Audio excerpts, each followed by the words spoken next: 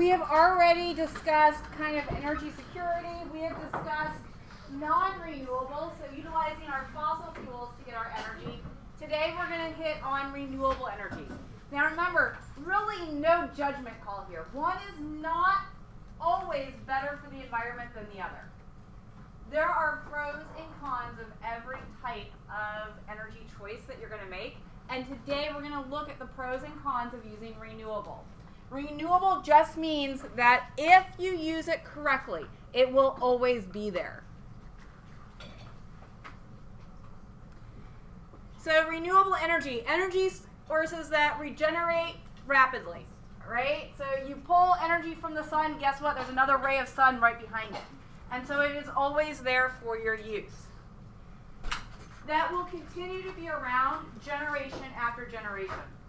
The sun's not going away, and by the way, if the sun does go away, you don't need to worry about charging your cell phone anymore. So it will always be there. Today, we are under wind advisory until tomorrow night. We're going to have wind for our wind turbines. And yes, you can buy a mini wind turbine and put it on your house, just like you can buy solar panels. They cannot be depleted. Wind, solar.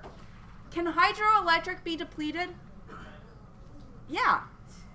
Right? If we use all of the water out of Lake Mead, Hoover Dam no longer generates electricity. So that one, yeah, we got to use it properly. First is biomass, and we've talked about biomass before. We're going to hit it again. Biomass is energy that originated from the sun. It is plants that then did photosynthesis to capture that energy. It's like the original solar panels are your plants.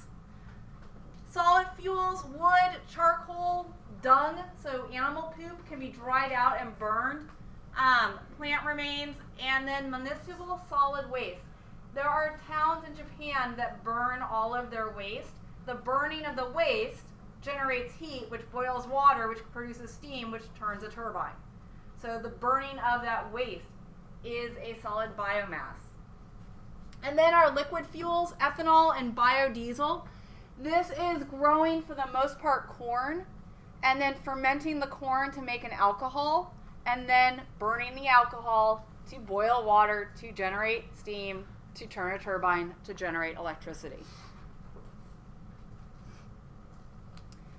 Solid biomass is used to heat and cook. Globally, 2 to 3 billion people are generating heat for their homes, light for their homes, and cooking their food on solid biomass. If you look at my map in the back of the room over like the blue box, all of the red are fires generated by solid biomass. So those are all wood fires. So that's areas of the world that aren't plugged into the grid, but are collecting things to burn in their house. It does release particulate matter, carbon dioxide, carbon monoxide, and a variety of NOx. This is the reason why a bunch of cities are pulling their fire pits off the beaches. Because all of this particulate matter, all of these gases, that smoke that's in the atmosphere, the people that pay millions of dollars for the homes right there on the beach don't want to be inhaling all of the particulate matter that's coming out of those fire pits. So just because it's renewable doesn't mean it's great for you to be breathing. It's not great for the environment. Charcoal is like the charcoal briquettes that your dad might be able to use in his barbecue. It comes from the remains of burnt trees. We put the trees in a kiln, just like the kiln that you use in ceramics, and we heat it to a high temperature very quickly, and it makes this charcoal. It's in high demand with low supply, which means we put our forests at risk, because instead of using trees that we're chopping down because we want to expand our yard, we're actually going out into the forest and chopping down trees specifically to make charcoal. Now we've got deforestation for yet another reason.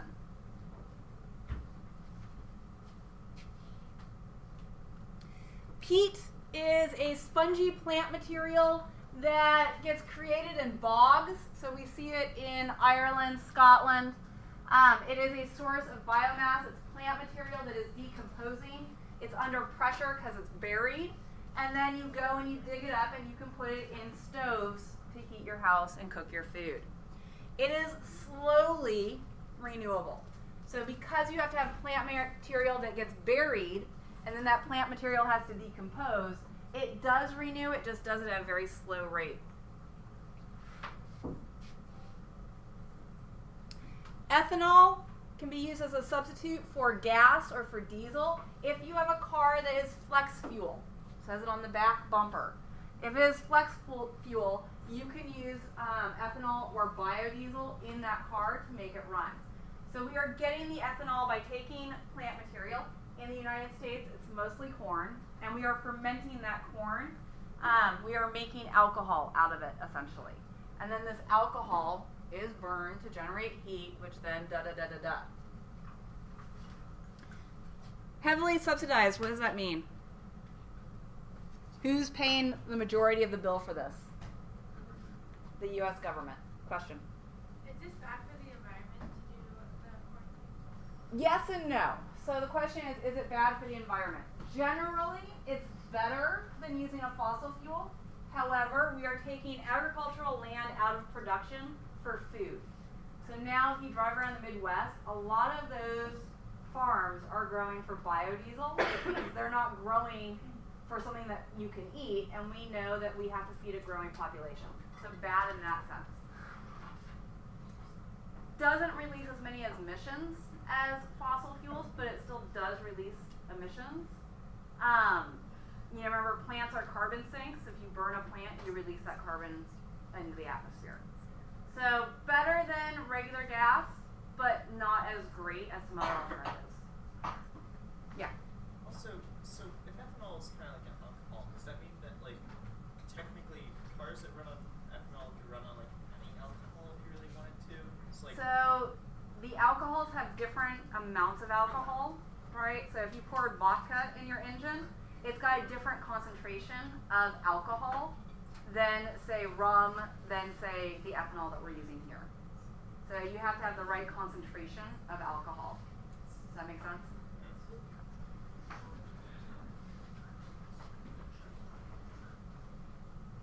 Biodiesel is where you have like the hippie guy driving the van, and he pulls his van into the back of McDonald's, and they take all of their old oil from their fry machines and he puts it in his tank. That's what biodiesel is. There are people that do that drive around and go to restaurants and get their old oil and burn it. It is not a clean burning fuel at all, but it's considered a little more environmental because you're using it for a second time. It's a second use. Oil itself is plant-based. So there's a lot of emissions, like you drive behind the car and you crave McDonald's, but it is a little better than pure fossil fuels.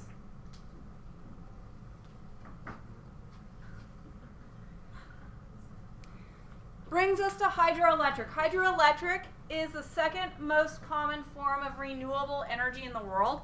What's the first? That's what we just talked about.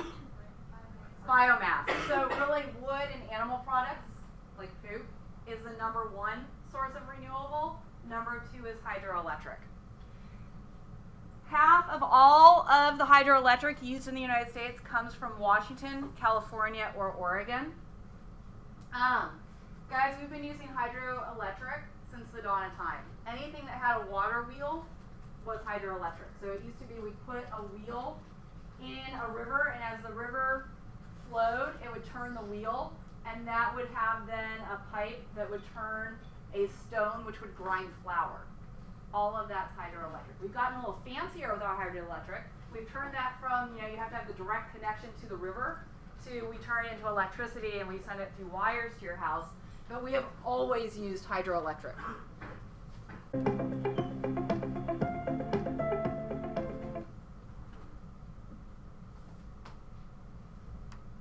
Okay, 3 types of hydroelectric. They were mentioned in the video. First one, run of river. You are just putting the dam in the river, and as the river flows, it turns whatever turbine needs to be turned. It is flow dependent. So in the winter in California, it would be generating a lot of electricity, In the summer, not so much when the flow rates decrease. So it is not impeding the river at all, but it is variable in the amount of electricity it can produce. Water impoundment is when we build a dam and we regulate the water moving through that dam. Hoover Dam is the main example of this, although we dammed the Yangtze and made the largest hydroelectric power plant in the world in China. Tidal systems are you put a buoy in the ocean, and as the tides come and go, the movement of the tide turns the turbine to generate electricity. Only works in areas with tidal surges, right, where you have the movement of water.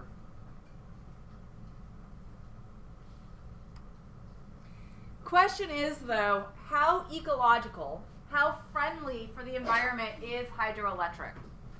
It doesn't produce emissions. It is 100% clean energy production. So when we talk about climate change, this one doesn't harm us at all. However, there are environmental downsides. So if you build the dam, like the Three Gorges Dam in China on the Yangtze River, it flooded huge amounts of villages, huge amounts of archaeological sites, displaced millions of people in order to build that dam, because what happens behind a dam?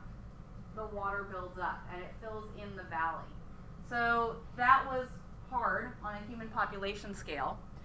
Also floods all of those habitats. So not only did the people have to leave, all of the animals that lived in that area had to find new homes. So detrimental in that part. Anything downstream, you're regulating the flow of the river, but you've restricted it. So you don't have these mass amounts of water in the winter and less in the summer. It's the same amount of water all year long. That could be detrimental to organisms that rely on these surges. It could be, if you're restricting the water coming down, that some species can't survive. Could mess with their kind of rhythms in mating and in breeding. Disrupts fish migration. This one's huge. In the Pacific Northwest, the salmon spend their middle age out in the ocean, and then they have to go back upstream to where they were originally born. And if now that river is dammed, they can't get to where they were originally born. If they can't get to where they were originally born, they're not going to have babies. So when we talk about a decrease in wild salmon, the damming of the rivers is blamed for that. We do have mitigation. So we have salmon ladders that go up and around a bunch of dams, but not all the salmon are going to make it up and through the dam. So we are harming fish migration hugely. And then siltation just means if you are used to having these surges of water, when you have a mass amount of water because you have a rainstorm going down a river, it's going to wash away all of the silt, all of the dirt on the bottom, and take it out to the sea. If you have a constant, steady flow of water, you're not going to have the big tidal push that's going to take a bunch of silt away. And so when we look at the Grand Canyon, which is behind Hoover Dam, it's becoming silted. So all of that silt is starting to build up, and so the river is becoming more shallow.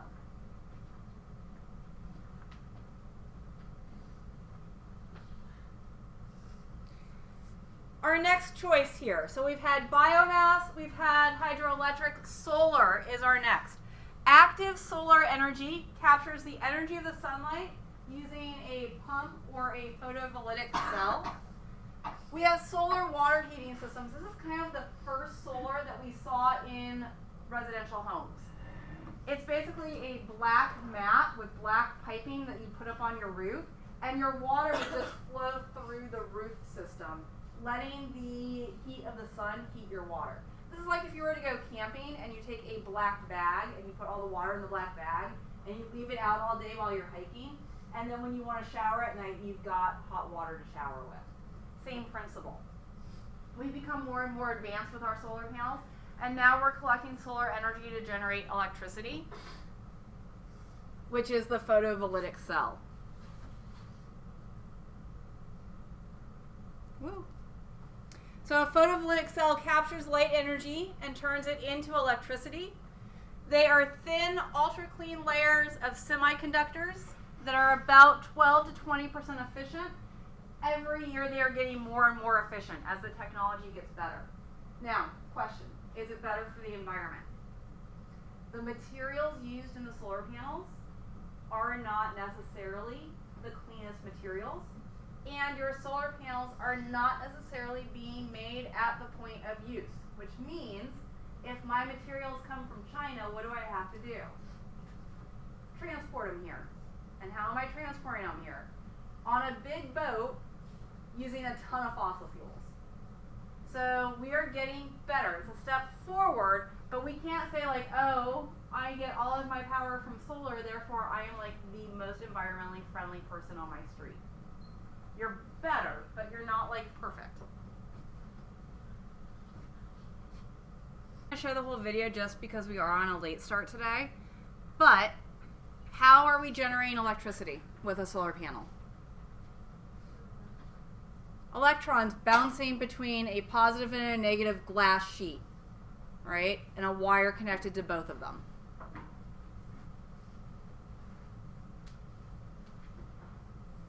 Solar energy, the way that we're generating it for the masses. Now, again, California, every new built home has to have your own solar panels on it.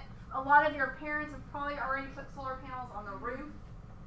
But we want to generate it for the masses, for the people that can't afford to put solar panels on their roof. And we're going to do that with these concentrated solar thermoelectricity farms. They are popping up in deserts all over. The big one, the one in the picture, is on your way out to Vegas. So right before you cross the state line, you see this thing out to the left. Huge. The panels themselves are the size of garage doors. And they can rotate to follow the sun, and they take that and they reflect the light up to a collector, which is the tower in the middle. The tower in the middle is what is then harnessing the energy and converting it to electricity. They are also putting these out in Lancaster, Palmdale, so our high desert up to the north of us. They are starting to put them out into San Diego's eastern desert. So this is kind of the wave of the future as far as getting our electricity. But, like everything, upside, downside. One of the downsides is that out in our deserts, that one out on the way to Vegas, lives an endangered tortoise. And now he's got to crawl in and around all of this. And he's got to deal with people in his area and cars coming in and out of his desert. So the tortoise is an issue.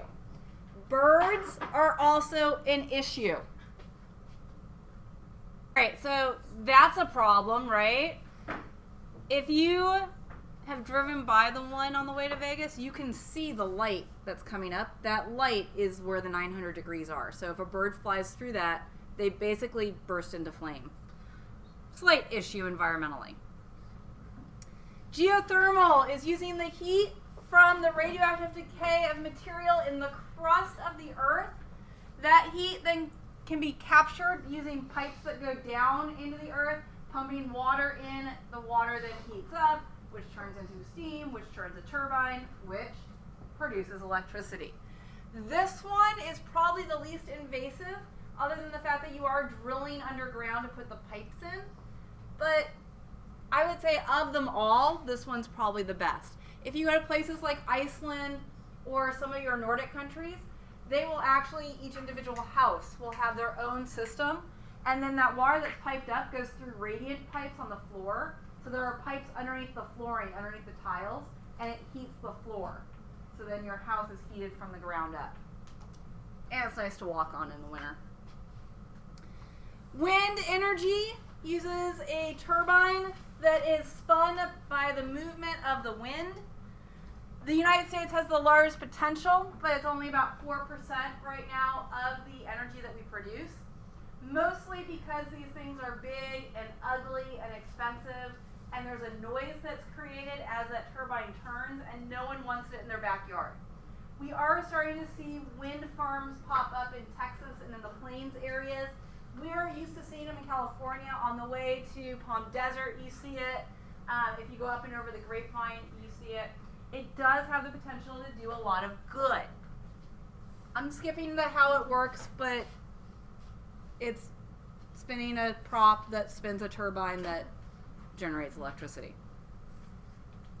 So the positives to this, it's a green energy source, no pollution is generated, produces more than 20 times the needs of the human race. So awesome, right?